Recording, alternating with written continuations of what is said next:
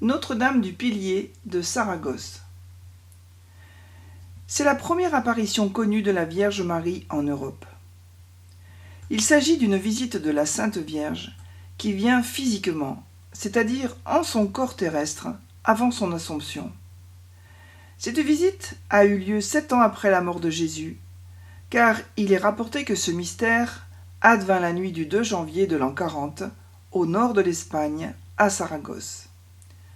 En effet, l'apôtre Saint Jacques le Majeur de Zébédée, frère de Jean, évangélisait depuis peu l'Europe, précisément l'Espagne. Mais il était plus facile de le dire que de le mettre en pratique.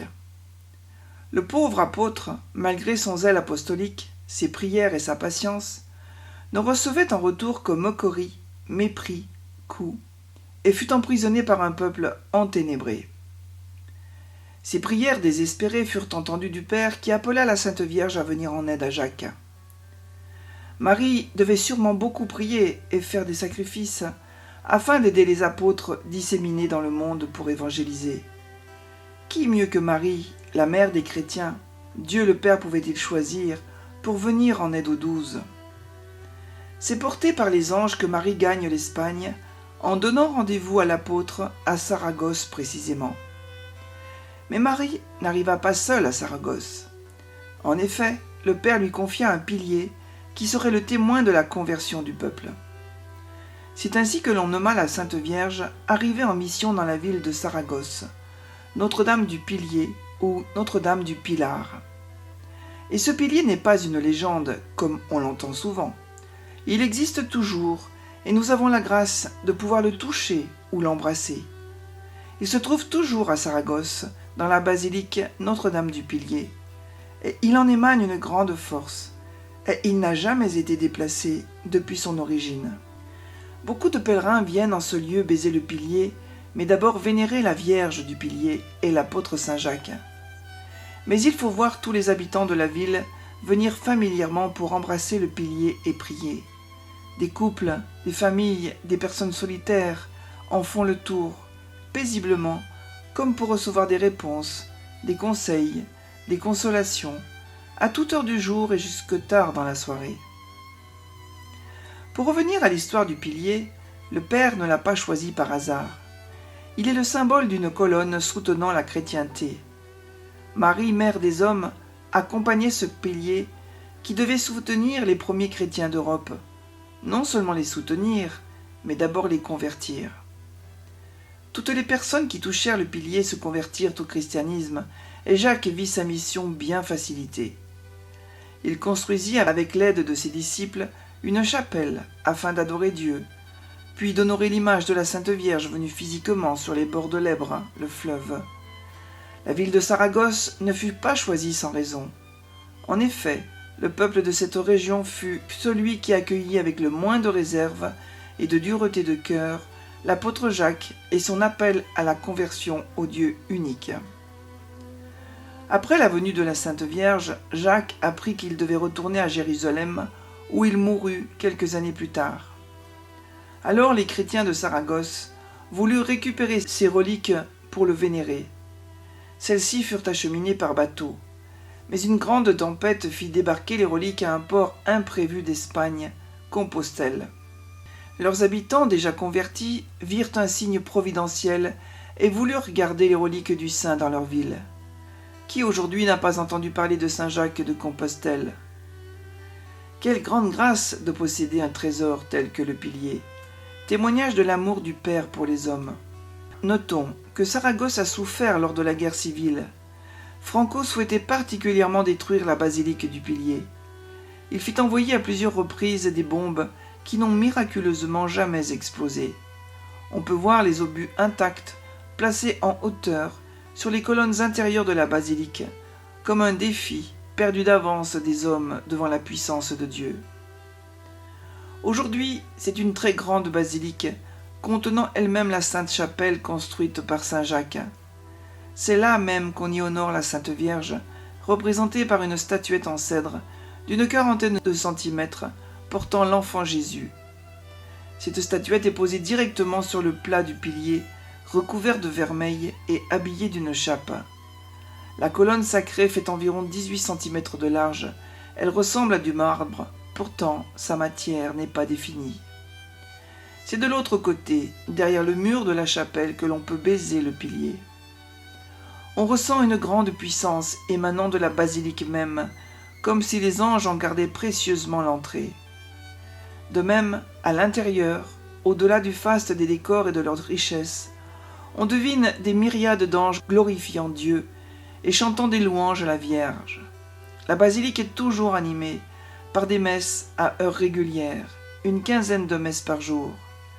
La présence de nombreux prêtres confesse, des enfants de chœur en tenue traditionnelle qui chantent, et par le passage des pèlerins et des visiteurs. Jean-Paul II en a fait l'éloge à de nombreuses reprises et s'y est rendu 2 fois, en 1986 et octobre 1987. Voici une de ses phrases à l'éloge de Notre-Dame du Pilier. « J'ai eu le bonheur de visiter la basilique, réalisant ainsi mon désir de m'agenouiller en tant que fils dévot de Marie devant sa colonne sacrée. Ce sanctuaire vénérable construit sur les rives de l'Èbre est un symbole grandiose de la présence de Marie depuis le début de la prédication de la bonne parole sur la péninsule ibérique. N'hésitons pas à prier Notre-Dame du Pilier pour la conversion des pécheurs, mais aussi pour qu'elle nous obtienne la grâce d'une foi toujours plus forte. Remercions-la toujours de son amour et de ses prières pour notre pauvre humanité. Elle est fêtée le 2 janvier, et c'est une fête importante chez les habitants de Saragosse. Et comme disent eux-mêmes les habitants, au Pilar, nous allons simplement voir la Vierge. Pour de l'art, nous avons d'autres lieux. Notre-Dame du Pilier est à l'origine d'un miracle extraordinaire, à tel point que les Espagnols l'appellent le miracle du miracle. Voici les faits. Le soir du 29 mars 1640, entre 10h et 10h30, Miguel Juan Pellicer, un paysan de 23 ans, se retrouva avec la jambe droite restituée, subitement et définitivement, alors qu'il dormait dans la maison de ses parents à Calanda, dans le Bas-Aragon.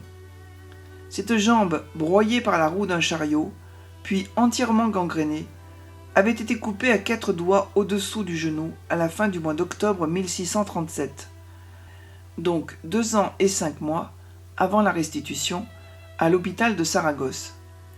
Les chirurgiens et les infirmiers avaient ensuite procédé à la cautérisation du moignon à l'aide d'un fer rouge. L'enquête et le procès, ouverts à peine 68 jours après l'événement, durèrent plusieurs mois, présidés par l'archevêque, assisté de 9 juges. Le procès se déroula dans le strict respect de toutes les normes prescrites par le droit canonique, et on fit comparaître des dizaines de témoins.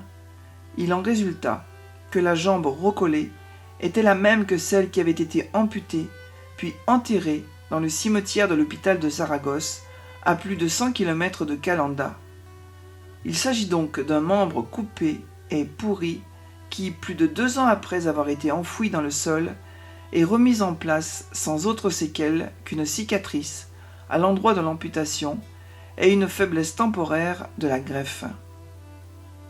Pendant les 2 ans et demi où il a été sans sa jambe, Juan oignait avec l'huile des lampes du sanctuaire sa blessure. Il remerciait la Vierge de lui avoir sauvé la vie, afin qu'il pût continuer de la servir. Car ce jeune homme très pieux était particulièrement dévot à la Madone tutélaire de Saragosse. Prière à la Vierge du Pilier de Saragosse.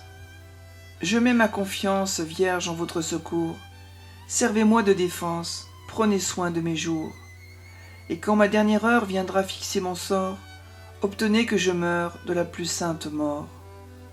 Le cœur plein d'espérance, Vierge, à vous j'ai recours. Soyez mon assistance en tout lieu et toujours. Vous êtes notre mère, Jésus est votre fils. Portez-lui la prière de vos enfants chéris. Sainte Vierge Marie, doux abri des pécheurs, apaisez, je vous prie, mes trop justes frayeurs. De votre Fils, mon juge, j'ai transgressé la loi. Ah, soyez mon refuge, intercédez pour moi. Daignez m'être propice au moment de mourir, et calmez la justice que je crains de subir. Ô Vierge, mon modèle, le cœur de votre enfant désire être fidèle, et par vous triomphant.